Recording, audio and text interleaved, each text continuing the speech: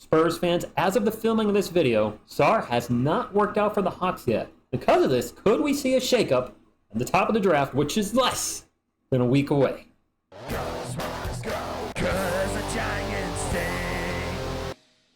What is up, San Antonio Spurs fans? Welcome to TSR Sports. Came across an article from Air Alamo this morning. I was like, you know what? I want to share this with the audience, and I haven't done a video for a while. We'll get why where I've been at the end of the video, but let's get into the meat and potatoes of why I'm doing this morning. The Atlanta Hawks, who own the number one pick,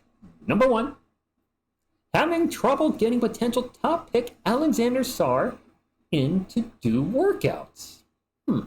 If he continues to play hard to get, hope he does, then the Hawks may indeed take Connecticut center Donovan Klingon first. Now, I haven't seen a lot of mocks with him going first overall. I'm not sure I've seen any, but I have talked to my man over at the Dixon Way, and Klingon's a player he mentioned that he could see the Hawks drafting number one. He's a big Hawks fan, so let's follow the scenario. So Klingon goes first.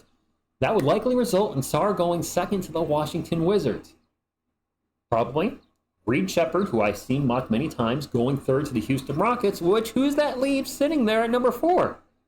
Zachary Risacher going fourth to the Spurs. That would be a great scenario for San Antonio, giving them an upgrade at one of their weakest positions, small forward, power, and interchangeable with him and so in, if that ends up happening. Anyway, small forward and adding shooting and perimeter defense in the process. He, of course, would be replacing Julian Champagnie. I don't see this playing out like this, Spurs fans, but you never know with the draft. You really never know. Last year was obvious with Wemby going number 1 and Brandon and Scoot going somewhere 2 and 3. That seemed like the consensus that was going to happen, and it did. But this year's draft, who knows? No idea. We'll find out next Wednesday. Miss TSR Sports going to join the maker on the channel to be. I'm very excited about that. Anyway, can the San Antonio Spurs dream draft scenario come true? While the likes of Stephon Castle and Devin Carter have been linked to the Spurs, they would likely still have a shot at selecting one of those players 8th. Castle giving the team a versatile defensive player who could potentially play point guard or at least share playmaking responsibilities.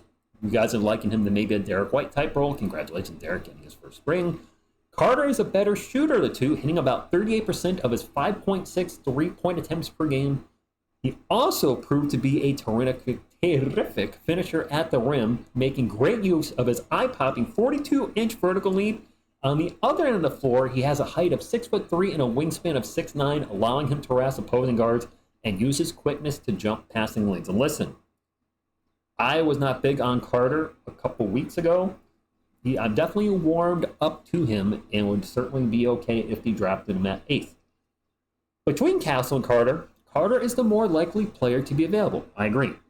A draft duo of Carter and Risacher could immediately help the Spurs next season, giving them plenty of shooting and perimeter defense, which would make Victor Wembanyama's life easier. Yes, we need to do that.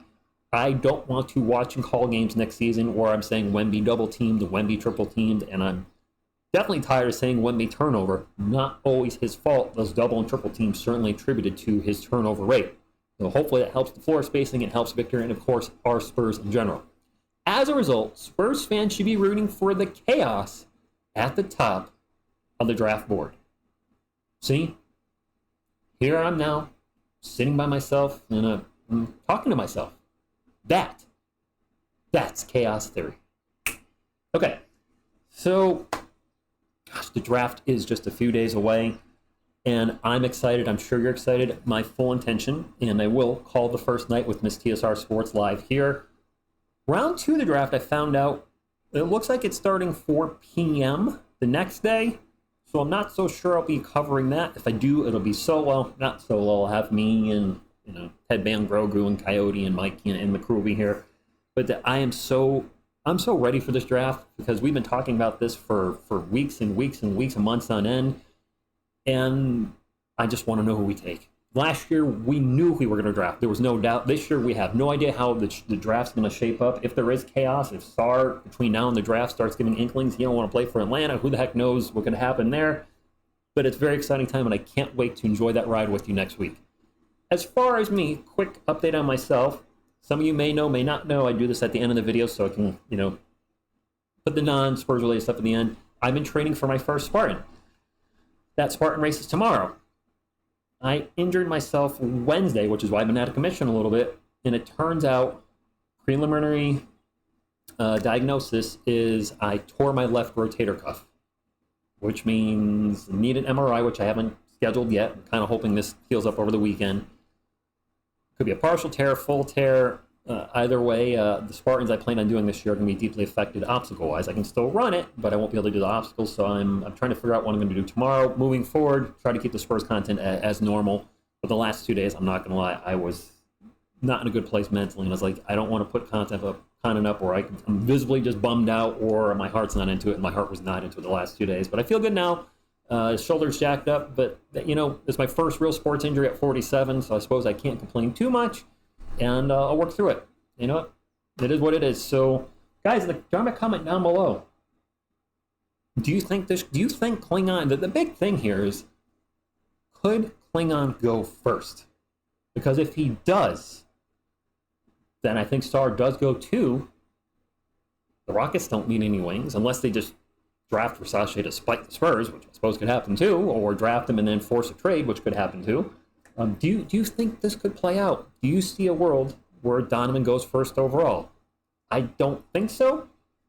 Heck, I think we're going to take Josh Primo 12th. So anything's possible in the NBA draft. So drop a comment down below. Let me know what's up on this scenario. Hit the thumbs up if you like support the channel. And subscribe to become part of our awesome San Antonio Spurs community. And thank you for watching. And as always, go Spurs go.